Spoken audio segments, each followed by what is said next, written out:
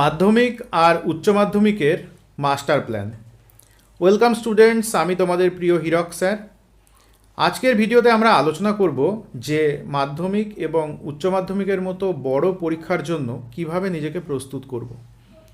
আমাদের last minute প্রিপারেশনই বা কীভাবে হবে, আর পরীক্ষার আগে এবং এক্সামিনেশন হলে কি কি করব আর কি কি করব না।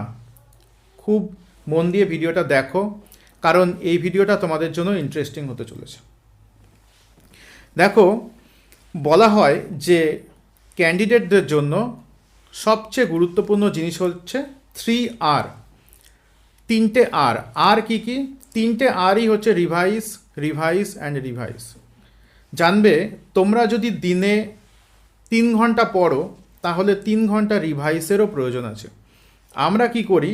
পড়তে পড়তে চলে যাই, আর দিন যাওয়ার সঙ্গে সঙ্গে out of sight out of mind হয়ে যায়, অর্থাৎ আমরা ভুলতে ভুলতে চলে যাই।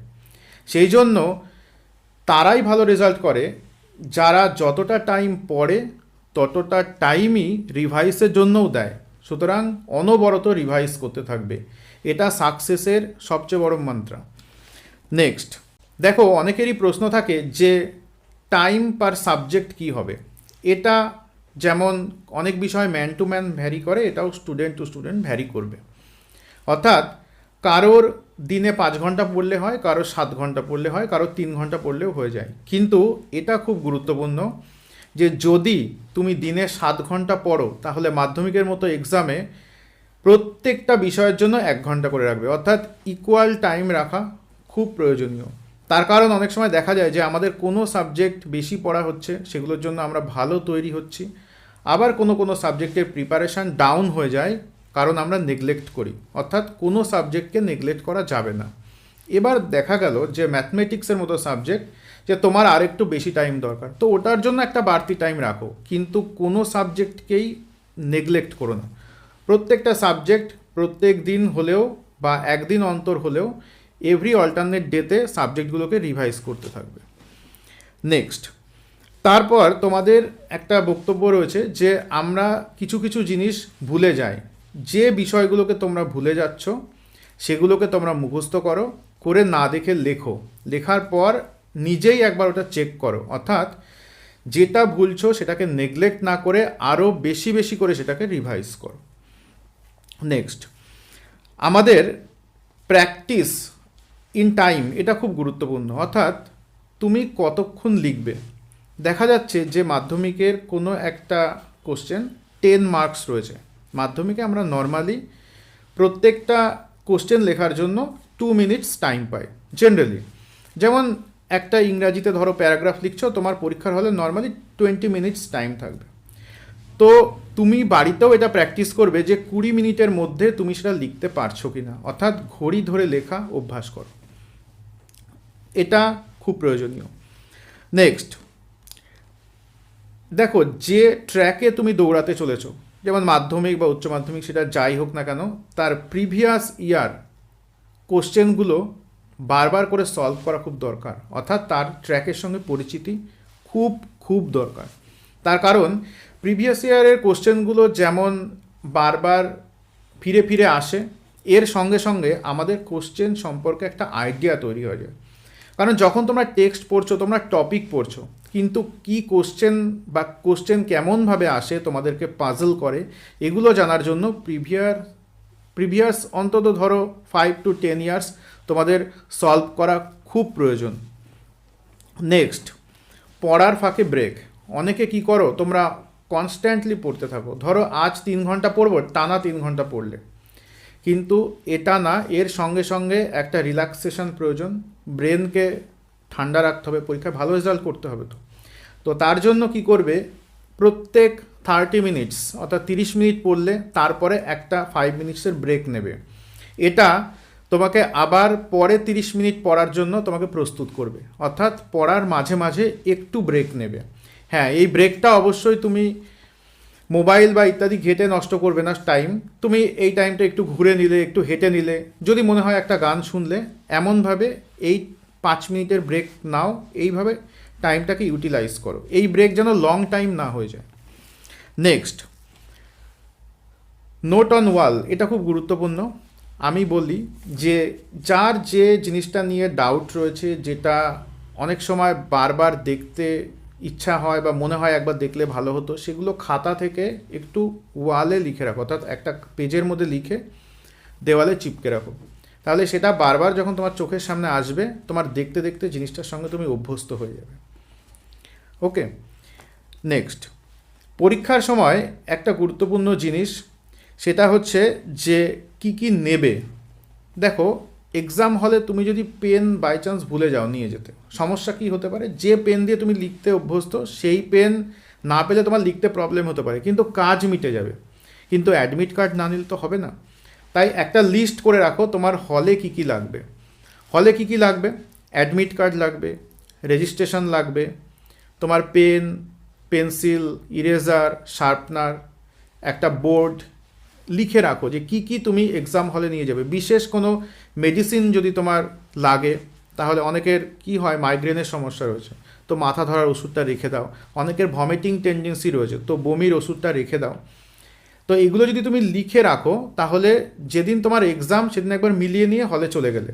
না হলে যেটা মিস হবে তার জন্যই তোমাকে সাফার করতে হবে। তুমি যদি চশমা নিয়ে যেতেও ভুলে যাও, তাও কিন্তু তোমার ট্রাবল হবে। তো এক্সাম মাইন্ডকে সংযত রাখার জন্য তোমার যেগুলো যেগুলো প্রয়োজন সেগুলো আগে থেকেই নোট করে রাখো।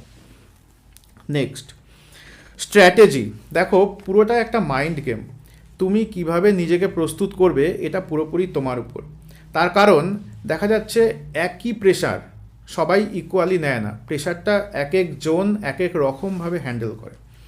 তো তুমি মেন্টালি প্রিপেয়ার থাকো যে আমি যদি কোশ্চেন কমন না পাই তখন কি করব, আমি যে কোশ্চেনগুলো পারবো সেগুলোকে কিভাবে জাস্টিফাই করব, আগে থেকেই ভেবে রাখো। অর্থাৎ মনে মনে একবার এক্সাম দিয়ে নাও, মনে মনে একবার ভাবো যে আমি হলে যাচ্ছি।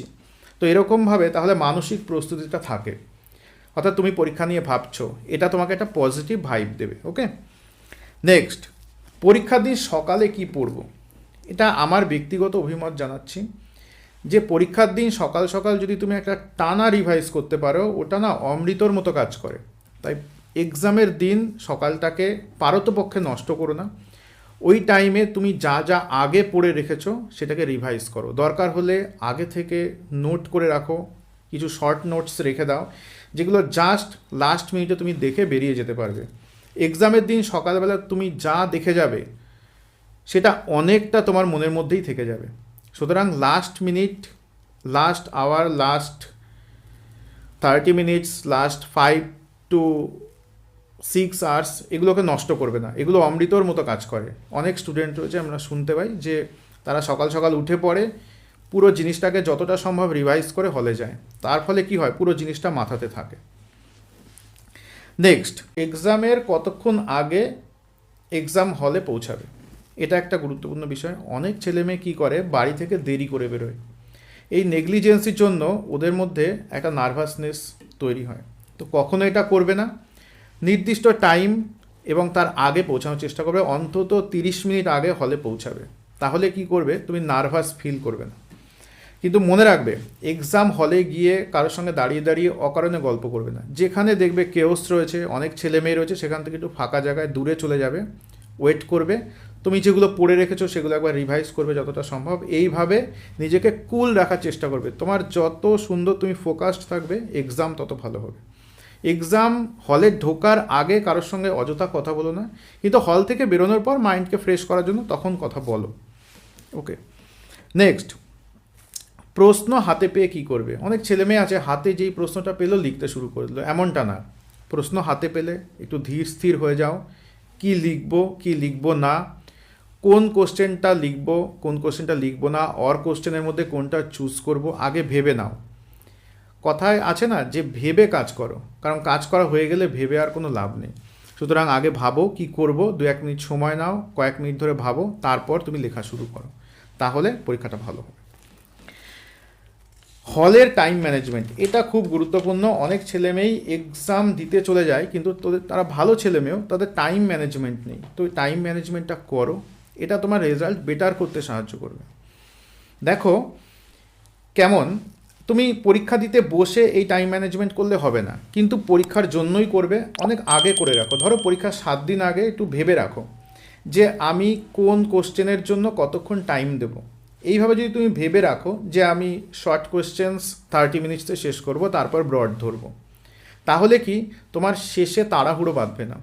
সেই জন্য কোন কোন নাম্বারের কোশ্চেন কতক্ষণ টাইম নেবে সেগুলো আগে থেকে ভেবে টাইম ম্যানেজমেন্টটার উপরে ফোকাস করে তারপর এক্সাম হলে যাও। নেক্সট, তোমাদের একটা বক্তব্য রয়েছে যে আমরা প্রেজেন্টেশনের দিকে কি নজর দেব। দেখো, খুব ভাইটাল কথা, প্রেজেন্টেশনে নজর দাও, কিন্তু অতিরিক্ত দিও না। কি কি বিষয়ে নজর দেবে? তোমরা মার্জিন করো, যেগুলো ডায়াগ্রাম রয়েছে সেগুলো ডায়াগ্রামগুলো সুন্দর করে আঁকো, একটা বক্সের মধ্যে রাখো। সেটাকে খুব পলিশড ওয়েতে করতে যেও না, নর্মালি করো। মার্জিন খুব গুরুত্বপূর্ণ, কারণ মার্জিনে টিচার্সরা মার্কস দেয়, আর তোমরা যদি মার্জিনের জন্য সেগমেন্ট না রাখো তাহলে কোশ্চেনের মধ্যে মধ্যে মার্কস দিতে হয়, তো তোমারই ক্ষতি হতে পারে, কোনো মার্কস বাদ চলে যেতে পারে। সেই জন্য মার্জিনটা দাও, ওটাকে বেশি নজর দেওয়ার দরকার নেই। ওকে, তোমরা ডায়াগ্রাম করো, যতটা দরকার ততটাই করো। নেক্সট, আনসার যদি তোমরা ভুল লিখে ফেলো তাহলে কি করবে? আনসার ভুল হতেই পারে, তুমিও তো একটা মানুষ, তুমি তো একটা প্রাণী। তো প্রত্যেকটা প্রাণীর মধ্যে যেমন ভয় ভীতি কাজ করে, তোমার মধ্যেও তখন হট করে ব্লাড সার্কুলেশন বেড়ে যাবে যে আমি তো ভুল লিখে ফেললাম, কি করব, কেটে দেবো? কিচ্ছু না, তুমি ভুল লিখলে সেটাকে পারলে একটা বক্স করো, করে জাস্ট একটা পেন থ্রু করে দাও, বেশি কাটাকুটি করো না, ওখানে দরকার নেই, নিয়ে আবার ফ্রেশ করে লেখো। আচ্ছা, লাস্ট 10 মিনিট কি করবে? ধরো এক্সামটা তোমার দেওয়া হয়ে গেল, আমি বলবো টাইম ম্যানেজমেন্ট যদি করো তাহলে 10 মিনিট টাইম বাঁচিয়ে রাখো। এই 10 মিনিটে দেখবে তুমি সব কটা কোশ্চেনের আনসার দিয়েছো কি না, কারণ দু একটা শর্ট কোশ্চেন বাকি থাকলে তখন লিখে নিতে পারবে। আর এই 10 মিনিট একবার রিভাইজ করে নাও, একবার দেখে নাও খাতাটা, তোমার লেখা খাতাটা পরীক্ষার হলে, যে কি কি ভুল হলো, কোথাও নাম্বার দিতে ভুলে গেলাম কি না, বানান কিছু ভুল হলো কি না, একবার চেক করে দিতে পারবে। তোমাদের মনে একটা প্রশ্ন রয়েছে যে একটা পরীক্ষা খারাপ হয়ে গেলে কি করব। এটা হওয়া খুব স্বাভাবিক। মাধ্যমিকে 7খানা পরীক্ষা, উচ্চ মাধ্যমিকে 5টা বা 6টা পরীক্ষা, তো টানা পরীক্ষা দিচ্ছ, একটা পরীক্ষা একটু অফ যেতেই পারে, একটা মধ্যম মানের হতে পারে বা একটু খারাপ হতে পারে, তো এটা নিয়ে কখনো ওরিড হবে না। তার কারণ তুমি যদি একটা এক্সাম নিয়ে ওরিড হও, ধরো মাধ্যমিকে ইংরাজি পরীক্ষা খারাপ হলো, ইংরাজি 2 নাম্বার পরীক্ষা থাকে, সেকেন্ড পরীক্ষা ইংলিশ থাকে, তো তারপরেও 5খানা পরীক্ষা রয়েছে, তো একটা পরীক্ষা একটু ডাউন গেল বলে পরের 5টা পরীক্ষা তো তুমি খারাপ দেবে না। সেই জন্য এটা মন থেকে মুছে ফেলো জোর করে, যে ভাবো ঠিক আছে, যা হয়েছে হয়েছে, পরেরগুলোর দিকে ফোকাস করো। একটা পরীক্ষা কি হলো তার কোশ্চেন নিয়ে বেশি ঘাটাঘাটি করবে না। এটা আমি স্টুডেন্টসদেরকে সবসময় বলি যে যখন তুমি এক্সাম দিয়ে ফেললে একটা, সেই কোশ্চেনটা নিয়ে বেশি ডিসকাস করো না, কারণ সেখানে যা হওয়ার হয়ে গেছে, ওটাকে তুমি বদলাতে পারবে না। তাই একটা এক্সাম দেওয়ার পর জাস্ট নেক্সট যে এক্সামটা রয়েছে সেটাতে ফোকাস করবে। ওকে, একটা এক্সাম খারাপ যেতে পারে, একদম চিন্তা করবে না তার জন্য। নেক্সট, সোশ্যাল মিডিয়া থেকে দূরে থাকতে হবে, এটা খুব গুরুত্বপূর্ণ বিষয়। দেখো, আমি মাধ্যমিক পরীক্ষা দিচ্ছি, আমি উচ্চ মাধ্যমিক পরীক্ষা দিচ্ছি, তার মানে কি আমি একদমই আমার এন্টারটেনমেন্ট থেকে দূরে থাকবো? না, আমি সেটা বলছি না। ধরো কোনো এমন স্টুডেন্ট হচ্ছে যে আমি একটা দিনে সিরিয়াল দেখি, আমি একটু কার্টুন দেখি, তো দেখো, কিন্তু টানা রিলস দেখে যাচ্ছি এমন কাজ করো না। কারণ ধরো তুমি 10 মিনিট মোবাইল দেখলে, কিন্তু তারপরেই তুমি আবার কনসেন্ট্রেট করতে পারবে না। 10 মিনিট মোবাইল দেখলে মানে আরও 10 মিনিট সময় লাগবে তোমাকে আবার পরীক্ষায় মানে পড়াতে মনোনিবেশ করার জন্য। সেই জন্য এটা রেকমেন্ডেশন প্রত্যেক স্টুডেন্টসের জন্য, যে যদি তুমি আধ ঘন্টার টাইম তোমার রিফ্রেশমেন্টের জন্য রাখো, তাহলে তুমি একটু হেঁটে নাও, একটু গল্প করো বাড়ি ফ্যামিলির কারোর সঙ্গে বা বন্ধু বান্ধবের সঙ্গে যদি সম্ভব হয়, তুমি দরকার হলে একটু গান শুনে নাও, কিন্তু কখনোই টানা মোবাইল দেখো না। আচ্ছা, একটা কথা বলে দিই, সেটা হচ্ছে আমার মনে হয় যে মাইন্ড সেট আপের ব্যাপারে আমি একটা কথা বলে দিই। সেটা হচ্ছে যে এটা মাইন্ড সেট আপ, যে আমি পরীক্ষা দিতে যাচ্ছি, আজ আমার 90 মার্কসের একটা এক্সাম রয়েছে, তো এটা খুব স্বাভাবিক যে আমি 90 মার্কসের এক্সামে 90 মার্কসই কমন পাবো না বা লিখতে পারবো না। ধরে নিলাম তুমি 90 মার্কসের মধ্যে 60 মার্কস লিখতে পারবে, তো ওই 60 মার্কস কী করে 60 আউট অফ 60 বা 60তে অন্তত 50-55 তোলা যায় এই দিকে ধ্যান দেবে।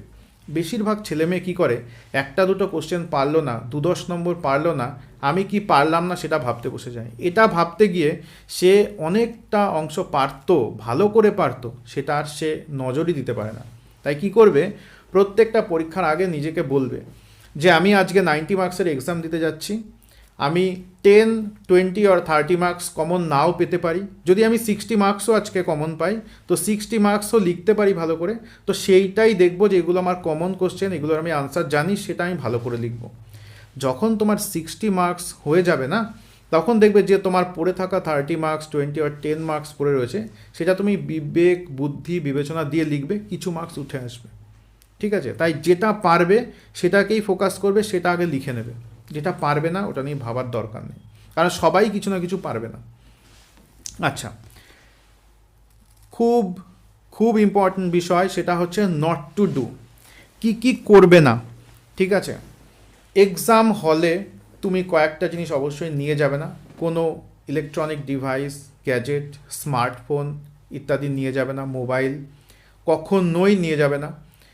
আচ্ছা, পরীক্ষার আগে তুমি রাত জেগে পড়বে না। পরীক্ষার আগে যদি নিরন্তর রাত জেগে বেশি পড়তে থাকো তাহলে তোমার মনের উপর চাপ পড়বে, এতে একটা বিরূপ ফল পড়তে পারে। সেই জন্য যতটা তোমার সাধ্যে কোলায় ততটাই পড়ো। একটু বেশি কেন পড়বে না, নিশ্চয়ই পড়বে, তার মানে এই না যে তুমি অনেক রাত পর্যন্ত রেগুলার পড়ছো আবার সকালবেলা ওঠার চেষ্টা করছো, এতে কিন্তু শরীরের উপর একটা প্রভাব পড়বে। আচ্ছা, পরীক্ষার আগে দেখো নতুন কোনো বই, নতুন কোনো নোট শুরু করবে না। এই বাঁধনটা পরীক্ষার অনেক দিন আগেই দিয়ে দেবে যে আমি কতটা পড়বো। যতটা তুমি ফিক্স করে রেখেছো যে এতটা আমি পড়ে ফেলেছি, লাস্টে রিভাইজ ততটাই করো, নতুন কিছু অ্যাড করতে যেও না, অর্থাৎ পড়া জিনিসই রিভাইজ করো, নতুন কিছু অ্যাড করলে অযথা সময় নষ্ট হবে। আচ্ছা, এটা অভিভাবকদের জন্য বলা, তুমিও নিজের মনকে প্রস্তুত করবে যে কখনো কারোর সঙ্গে তুলনা করবে না। তুমি একটা স্বতন্ত্র মানুষ, তোমার সঙ্গে তোমারই তুলনা হয়, কারণ কারোর শুরু এক জায়গা থেকে না, কারোর শেষ এক জায়গায় হবে না। তাই তুমি প্রত্যেকবার নিজেকে ছাপিয়ে যাওয়ার চেষ্টা করবে, কে কি করলো, কে কত পেলো দেখার দরকার নেই। কম্পিটিশান তোমার সঙ্গে তোমার, যেন সুস্থ কম্পিটিশান হয়। নেক্সট, এটা তুমিও জানো, আমরা সবাই জানি, পরীক্ষার আগে খাওয়া দাওয়াটা স্বাভাবিক করবে। এমন কিছু খাওয়া দাওয়া করবে না যেটা শরীরের উপর ইম্প্যাক্ট পড়বে, অর্থাৎ দেখা গেলো খেয়ে শরীর খারাপ হয়ে গেল, একটু নর্মাল খাওয়া দাওয়া করবে।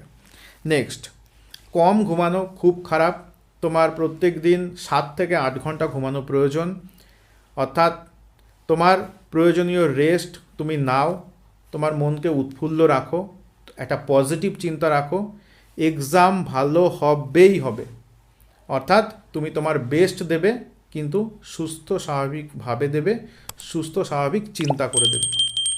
ওকে, wish you all the very best for your upcoming exam.